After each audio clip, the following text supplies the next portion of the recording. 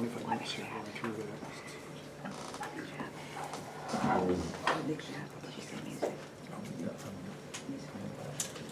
This is my granddaughter, Annie. Isn't she the most gorgeous grandchild ever? Aren't yours? Trouble is, she's now 12 and I haven't seen her in 8 years.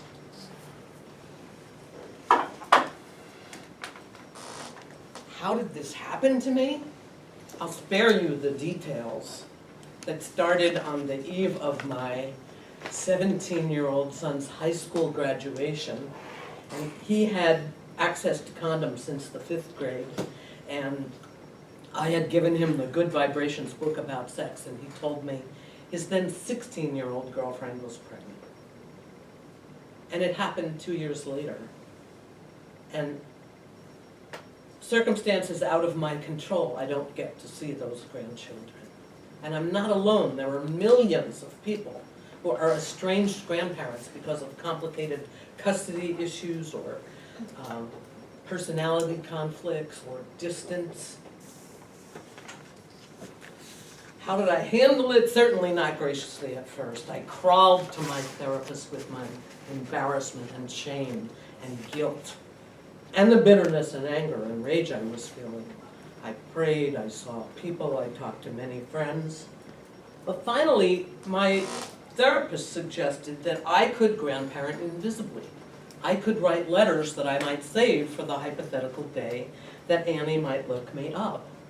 And I've written hundreds, a few of which are in my book on invisible grandparenting that you can see. Some were about, the places we could go. Pictures of New York City, Santa Barbara, postcards. There's a piece on the 1920s and 30s from my own great-grandmother's memoir of living in Paterson, New Jersey at that time. Some were on politics and peace. This one I wrote right after the 2012 election when everybody was so polarized with red and blue states, saying, I think we should all wear purple tomorrow to show the beautiful color that results when red and blue are mixed. Just think of all the good things that could happen if we set aside our differences and work together for the common good.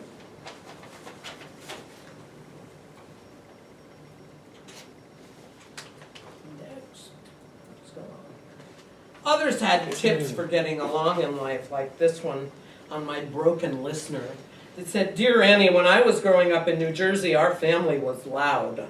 There used to be a loud family on Saturday Night Live.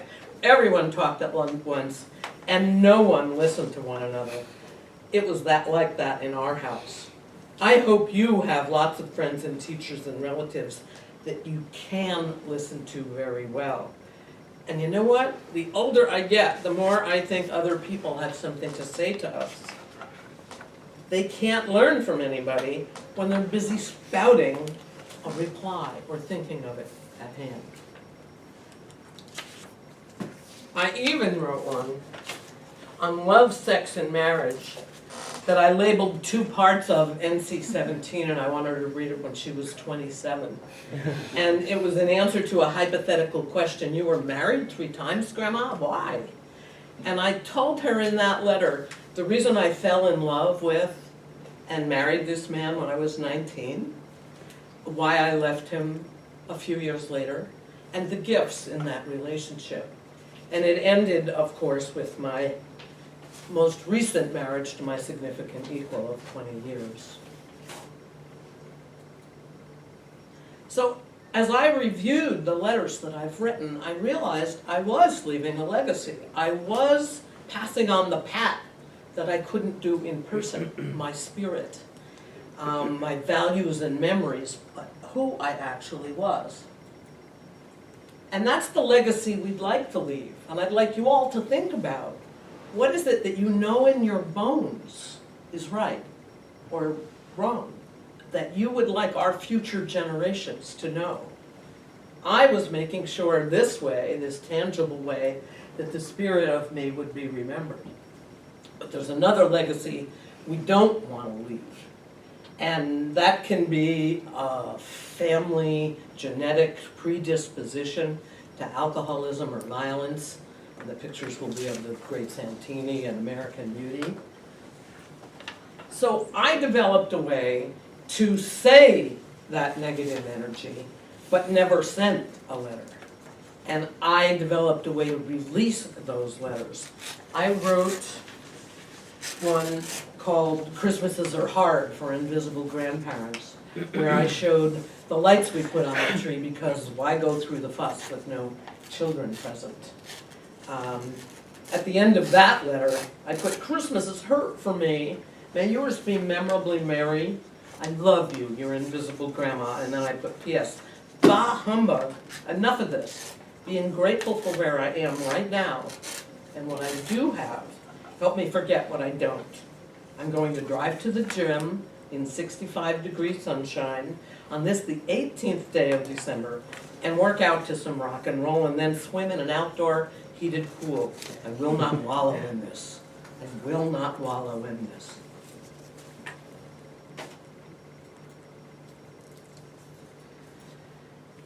And then those letters I took outside and put in a big bowl, and I burned them, dancing to Janis Joplin's Piece of My Heart.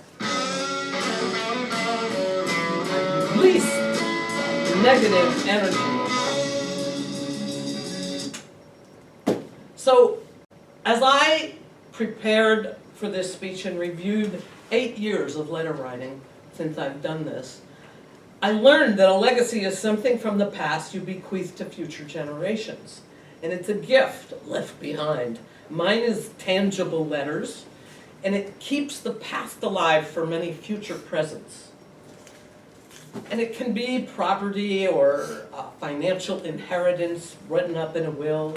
It can be writings or your artwork, even hand-knit baby sweaters that I still have some that my great-grandmother passed on to me. Could be a tradition of military service or rituals. And it goes beyond DNA. As I've been thinking about legacy, I'm realizing that it's passed through the generations without tangible things. Like, that is a picture of my husband's grandmother in 1958. She's 5 feet 2 inches tall, and deep sea fishing, she just came back and had captured that 6-foot marlin. And I asked my husband as I perused this, well, what did she leave behind for you? And he said, oh, it wasn't just the deep sea fishing. She had a tool shed behind her house where she had tools, and she would fix everything. And she was sophisticated. In her living room was a roller player baby grand piano. And when I was helping her cut her lawn and working in the yard, I would come in. She would serve tea with our lunch, and she'd ask me to pick a roll. She'd put it on, and she'd tell me about the composer and the era that it played in. And then I thought to myself, that's very interesting, because my husband had that on the wall of his cubicle at West Marine 5 decades later, where he does a website and sells boating equipment all over the world. He was a river raft guide in a previous life before I met him, taking people salmon fishing. And he said the biggest legacy she gave him was an adventurous spirit and generosity. And I secretly thanked Great-Grandma Kingsland for that, because I'm the benefit of that now.